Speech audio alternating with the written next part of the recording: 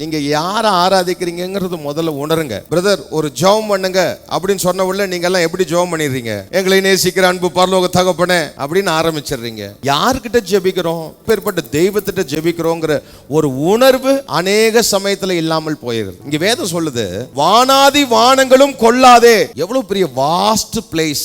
வானத்தை நீங்க அளந்து பார்க்க முடியுதா? வானங்கள் கொள்ளாது என்று சொன்னால் அவருடைய அந்த புயம், அவருடைய பலன் எவ்வளவு மகத்தாய் காணப்படுகிறது, எவ்வளவு பெரிய தேவன் என்பதை பாருங்கள். ஒரு பெரிய ஸ்பெஷாலிட்டி கவனிங்க. நம்முடைய தேவன் எவ்வளவு பெரியவரோ அவ்வளவு சின்ன தேவனாக கூட அவர் மாறி விடுவார். உங்க வீட்டுல நீங்க ஒரு டிஷ் செய்றீங்க, ஒரு குழம்பு, அதை எந்த பாத்திரத்துக்குள்ள வைக்கணும்னு உங்களுக்கு கரெக்டா தெரியும். இப்போ ஒரு உறவினர்கள் வந்தால் அவர்களுக்கு ஏற்ற ஒரு பாத்திரம், நீங்க 2 பேர் மட்டும் சாப்பிட்டால் அவர்களுக்கு ஏற்ற பாத்திரம். அப்போ அவ்வளவு பெரிய மகத்தான தெய்வம் எவ்வளவு பெரிய பாத்திரத்துக்குள்ள அவர் அடங்கி இருக்க முடியும் என்று சொன்னால், ஒரு கடுகை போல ஒரு சின்ன விதை அளவினால ஒரு இடத்திலும் என் தேவனுடைய வல்லமை கடந்து வர முடியும். அவர் அங்கேயும் அவர் வாசம் பண்ணி இருக்கிறார். அப்பதான் நம்ம உள்ளத்துல அவர் வாசம் பண்ண முடியும்.